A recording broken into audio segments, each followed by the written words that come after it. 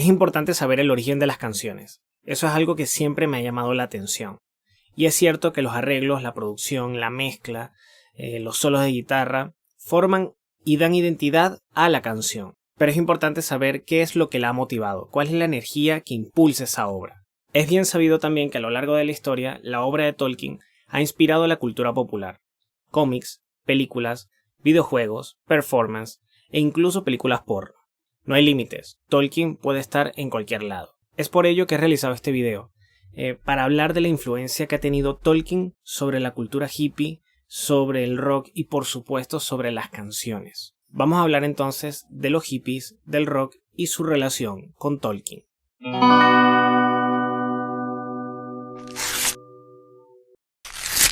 Como ya dije anteriormente, Tolkien ha inspirado mucho la cultura pop y por lo tanto muchísima música. Por lo tanto, una de las cosas que tomé en cuenta para realizar el video fue delimitar el rango que quiero cubrir.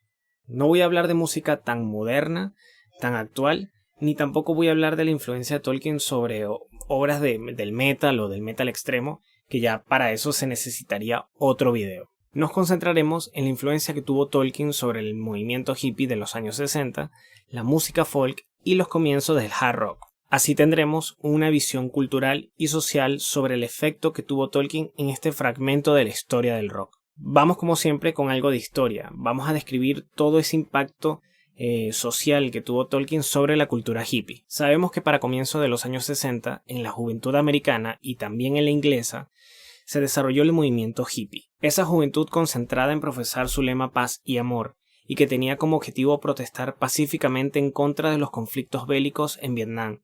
También tenían valores en contra del racismo y defendían el uso recreativo de drogas, como la marihuana o el LSD. Por supuesto que la música tuvo un papel fundamental, y ese sonido beat, bastante pop, de comienzo de los años 60, que funcionaba principalmente para divertirse, para bailar y para pasarla bien, se fue transformando. El rock psicodélico venía a marcar una diferencia estridente, que proponía estructuras nuevas dentro de las canciones, alejándose del tradicional estrofa, coro, final.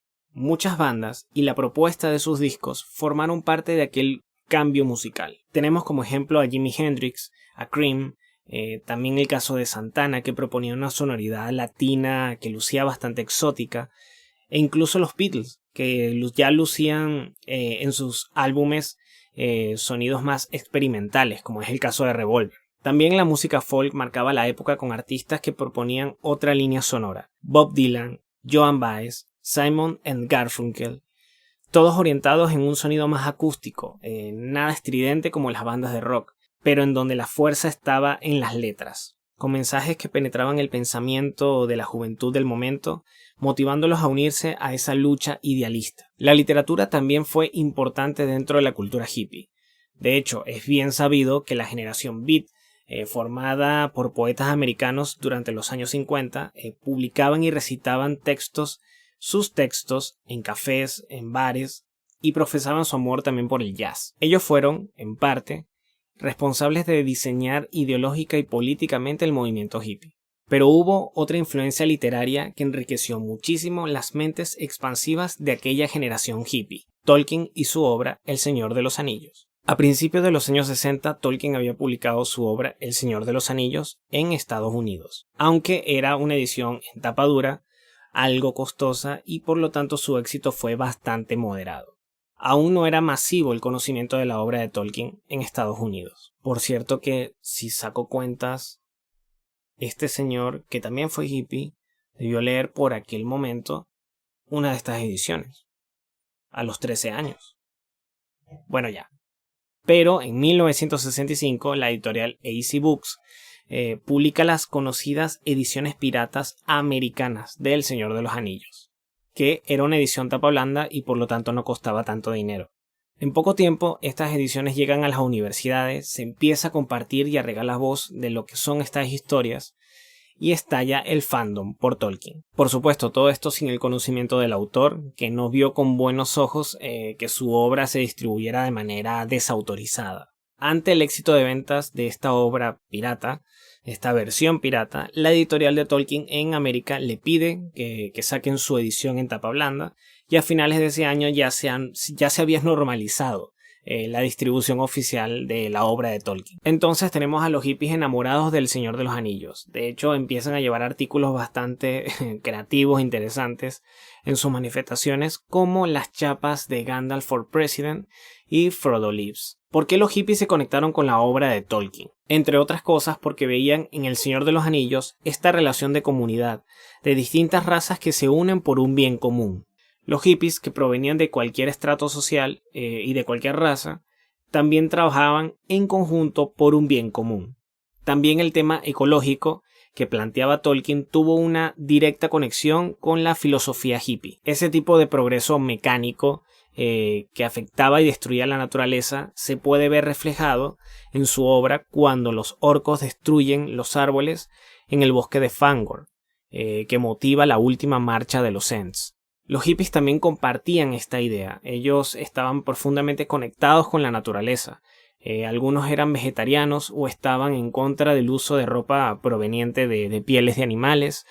De hecho, muchas de sus comunas eran bastante autosustentables. Y también su conducta antibélica, que condena las armas nucleares, pues su existencia amenaza la naturaleza. Otra cosa que conectó la obra de Tolkien con los hippies fue su punto de vista del héroe. Los hobbits son seres pequeños, con poca o ninguna pretensión de ser poderosos o ambiciosos. Más bien son gente modesta, y es en esa posición de gente humilde que cargan con tareas importantes y trascendentales, como es el caso de Frodo llevando el anillo a Mordor. Y esto le genera un valor único, son héroes sencillos que pueden provenir de cualquier lado. Hay que reconocer que las historias de género, ya sean de terror, de fantasía, de ciencia ficción, funcionan para entretener a la humanidad en momentos históricos muy complejos. Hace falta ese escapismo, ese consuelo en historias como estas. Por otra parte, los hippies ingleses no se quedaron atrás con el tema de Tolkien. A mediados de los años 60 hubo en Londres un lugar llamado Middle Earth Club, el Club de la Tierra Media. Un lugar de encuentro para jóvenes en donde se realizaban eventos y conciertos. Ahí se presentaron agrupaciones como The Doors, como Pink Floyd, como The Who, The Jarvis, Jefferson Airplane. Y también se recuerda una presentación de David Bowie que realizó un performance de mimo. Como podemos ver, la obra de Tolkien impactó mucho la cultura hippie y la cultura rock de aquella época. Y ahora, luego de este repaso histórico, vamos a destacar algunas canciones y artistas que incluyeron dentro de sus obras elementos que se nutrían de la obra de Tolkien. Joni Mitchell creo que tiene una de las historias más alucinantes con Tolkien. Ella había conocido su obra gracias a su esposo Chuck a mediados de los años 60. Fue tal la admiración que le escribieron cartas al autor inglés para pedir su permiso y usar algunos nombres para sus trabajos de grabación. Sin saber si fue un representante o el mismo Tolkien, Joni y Chuck tuvieron respuesta y luz verde para sus planes. Gandalf, Lórien y Strider, el nombre que usa Aragorn antes de presentarse formalmente a los hobbits, fueron palabras usadas por la pareja. I Think Understand es una canción de Joni Mitchell estrenada en 1969 que realizó pensando en la Tierra Media. A mi modo de ver, la letra retrata esta experiencia de viaje por nuevos caminos y lugares con hermosas montañas, donde el personaje acepta que su viaje debe transitar entre la luz y la oscuridad. Una idea que acompaña todas las aventuras de El Señor de los Anillos. También en 1969 se estrena Led Zeppelin II, el segundo álbum de la agrupación británica, y en él podemos encontrar la canción Rainbow, que cuando la escucho me imagino a un Frodo o a un Bilbo muy rockero, bastante apasionado, que emprende su viaje por una Tierra Media muy hippie y que tiene, a diferencia del personaje literario, un motivo amoroso. En esta canción se relaciona su estado emocional más deteriorado con Mordor, y Gollum le roba a su chica. Otras canciones de Zeppelin se inspiraron en la obra de Tolkien, como Battle of Evermore y también Mystic Mountain Hope, pero esta es quizás la más directa con respecto a referencias dentro de la lírica. En 1970 se estrena una obra que rompió los esquemas tradicionales del movimiento hippie, con una actitud políticamente incorrecta. Para ese año, Black Sabbath estrena su primer disco, que por cierto tiene una de las portadas más terroríficas de la puta historia del rock. Y existía dentro de la lista de canciones la reconocida The Wizard, que estaba inspirada en el personaje de Gandalf.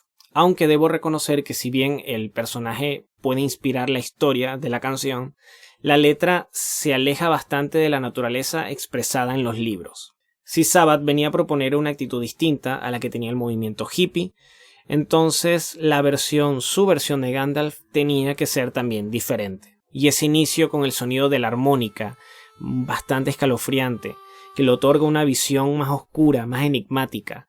De hecho, el personaje de la canción ni siquiera pronuncia palabras, simplemente camina por el mundo, hechizando a quienes se le cruzan con su magia.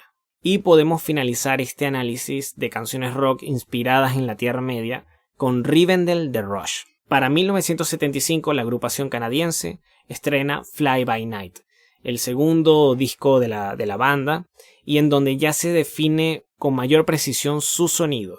Pero es la penúltima canción la que nos trae acá. Rivendell obtiene su nombre de ese hermoso lugar en donde habitan los elfos, liderados por Elrond. Recordemos algo, en el documental Beyond the Light Stage, Geddy Lee menciona que cuando Neil Peart entró a la banda, se dieron cuenta que era un gran lector. Eso les hizo pensar que podía ser el escritor de las canciones, y es por ello que la mayoría de las letras de Rush fueron escritas por Neil Peart. Y me hace mucha ilusión pensar esto, porque de todas las piezas que hemos analizado, esta es, a mi juicio, la más cercana al espíritu de la obra de Tolkien. Canciones de elfos, noches eternas, dulce vino, suaves y relajantes luces, el tiempo nunca podrá tocarte en este lugar encantado. La lírica de Neil Peart y la música de Rush nos demuestran que la banda logra entender a Tolkien, y con mucho tacto registra una de las canciones más lindas de la agrupación. Y esto ha sido todo por hoy, por este viaje de música rock y literatura fantástica que se entrelazan de un modo que particularmente yo disfruto y agradezco muchísimo. Si te ha gustado el contenido, dale like y suscríbete, comenta si quieres opinar sobre el tema, que me encantaría leerte, y si crees que puedes llegar un poco más lejos, comparte este video con alguien que le pueda interesar. Los dejo con unos últimos e interesantes datos sobre el rock y Tolkien. Será hasta la próxima.